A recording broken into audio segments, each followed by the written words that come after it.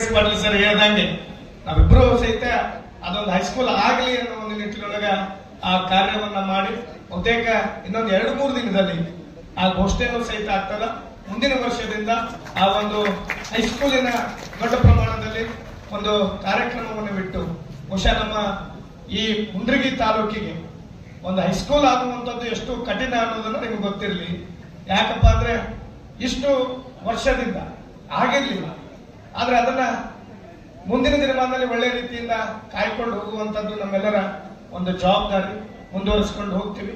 ಇವತ್ತು ಆ ಶಿಕ್ಷಣದ ಯಾವುದೇ ತರ ವಿದ್ಯಾರ್ಥಿಗಳಿಗೆ ಮೂಲಭೂತ ಸೌಕರ್ಯದಿಂದ ಹಿಡ್ಕೊಂಡು ಯಾವ ಒಂದು ವಿದ್ಯಾರ್ಥಿಗಳು ಸಹಿತ ಶಿಕ್ಷಣದಿಂದ ವಂಚಿತರ ಆಗಬಾರ್ದು, ಶಿಕ್ಷಣ ಸಿಕ್ಕಿಲ್ಲ ಅಂತ ಹೇಳಿ ಹೇಳಬಾರ್ದು.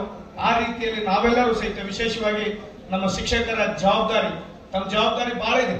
ನೀವು ಕೆಲಸ ಬಿಟ್ಟು ಎಕ್ಸ್ಟ್ರಾ 1 ತಾಸು 2 ತಾಸು ಇವತ್ತಿಗೂ ತಾವೆಲ್ಲ 10ನೇ ತರಗತಿ ವಿದ್ಯಾರ್ಥಿಗಳಿಗೆ ಬೆಳಿಗ್ಗೆ 9ಕ್ಕೆ ಪೀರಿಯಡ್ ಅನ್ನ ತಗೋತೀರಿ ಮತ್ತು ಸಾಯಂಕಾಲ 4ರಿಂದ 5 ಗಂಟೆವರೆಗೂ ಸಹಿತ ತಾವು ಕುಂತಿರ್ತೀರಿ. ಮೊನ್ನೆ ದಿನ ಶಿರಟ್ಟಿ ಒಳಗ ಸಿಸಿ ನೂರ್ಸೇಟು ಪ್ರೌಢಶಾಲೆಗೆ ಹೋದಾಗ ಹೊರಗಡೆ ಇಟ್ಟು ಆ ವಿದ್ಯಾರ್ಥಿಗಳನ್ನ ಓದಿಸ್ತಾ ಇರುವುದನ್ನ ನಾವು ನೋಡಿದ್ವಿ. ಬಹಳ ಒಳ್ಳೆಯ ರೀತಿಯಿಂದ ತಾವೆಲ್ಲ ಕಾರ್ಯವನ್ನ ಮಾಡ್ತಾ ಇದ್ದೀರಿ.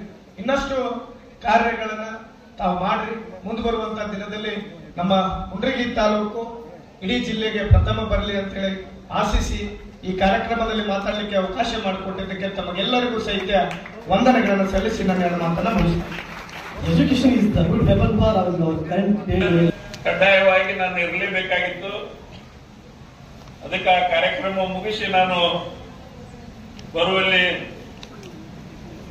ತಡ ಆಗಿದೆ, ನಿಮ್ಮೆಲ್ಲರ ಕ್ಷಮೆ ಇರಲಿ. ಆದ್ರೆ ಬಹಳ ಚೆನ್ನಾಗಿ ನಮ್ಮ ಉಪನ್ಯಾಸಕರು ತಮ್ಮ ವಿಚಾರಗಳನ್ನ ಇಲ್ಲಿ ಹೇಳಿದ್ರು ಅನ್ನೋ ವಿಚಾರವನ್ನು ಕೂಡ ಪ್ರಸ್ತಾಪ ಮಾಡಿದ್ರು ನಮ್ಮ ಡಿ ಮೂರ್ನಾಳು. ಆಮೇಲೆ ಅವ್ರ ಜೊತೆ ಅಷ್ಟಕ್ಕೆ ಬಿಟ್ಟಿಲ್ಲ, ಅವರು ಶಿಕ್ಷಕರ ಮತ್ತು ಶಿಕ್ಷಕಿಯರ ಜೊತೆ ಸಂವಾದ ಕೂಡ ಮಾಡಿದ್ರು ಅನ್ನೋ ವಿಚಾರವನ್ನ ಹೇಳಿದ್ರು.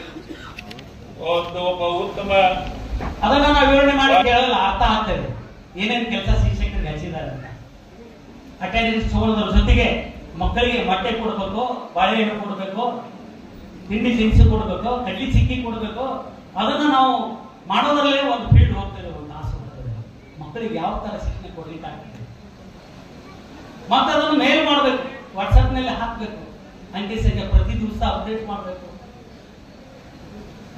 ಮಕ್ಕಳಿಗೆ ಕತೆ, ಕುಣಿತ, ಹಾಡು ಹೇಳಕ್ಕಾಗಲ್ಲ, ಕಲಿಸಕ್ಕಾಗಲ್ಲ. ಯಾಕೆಂದ್ರೆ ಮಕ್ಕಳು ಮುದ್ದುವಾದ ಮನಸ್ಸು, ಅದನ್ನೇ ಆಟ ಪಾಠದಿಂದ ಹಾಡಿನಿಂದ ಕಲಿಸ್ಬೇಕಾಗ್ತದೆ. ಸಮಯ ಸಿಗ್ತಾ ಇಲ್ಲ, ಸಾಲ್ತಾ ಇಲ್ಲ. ಹೀಗಾಗಿ ಗುರುಮಾತೆಯರು ಬಹಳ ಜನ ಇರುವುದರಿಂದ ನಾನು ಒಂದೇ ಒಂದು ಸಣ್ಣ ಸ್ಟೋರಿ ಹೇಳಿ ನನ್ನ ಮಾತಿಗೆ ವಿವರಣೆ ನೀಡ್ತೇನೆ. ಕೇರಳದಲ್ಲಿ ಒಂದು ಪುಟ್ಟ ಗ್ರಾಮ. ಆ ಗ್ರಾಮದಲ್ಲಿ ಇಬ್ಬರು ವಿದ್ಯಾರ್ಥಿಗಳು, ಒಬ್ಬ ಬಡ ವಿದ್ಯಾರ್ಥಿ, ಒಬ್ಬ ಪಾದಗಳಿಗೆ ಮಣ್ಣು ಹತ್ತೋದಿಲ್ಲ, ಕೈಗಳಿಗೆ ಮಣ್ಣು ಹತ್ತೋದಂತೂ ದೂರ. ಪ್ರಕೃತಿಯಿಂದ ಇಷ್ಟು ದೂರ ದೂರ ದೂರ ಹೋದ್ರೆ ನಾವು ಪ್ರಕೃತಿಯ ಶಿಶುಗಳು. 30 ಲಕ್ಷ ವರ್ಷಗಳ ಕಾಲ ನಾವು ಪ್ರಕೃತಿಯ ಭಾಗವಾಗಿ ಬಾಳಿದವರು. ನಾವು ನಮ್ಮ ಸಮಸ್ಯೆಗಳು ಏನಾಗಬಹುದು, ಶಾರೀರಿಕ, ಮಾನಸಿಕ, ಭಾವನಾತ್ಮಕ ಸಮಸ್ಯೆಗಳನ್ನು ನಾವು ಯಾವೆಲ್ಲ ರೀತಿಯಿಂದ ಅನುಭವಿಸ್ತೀವಿ.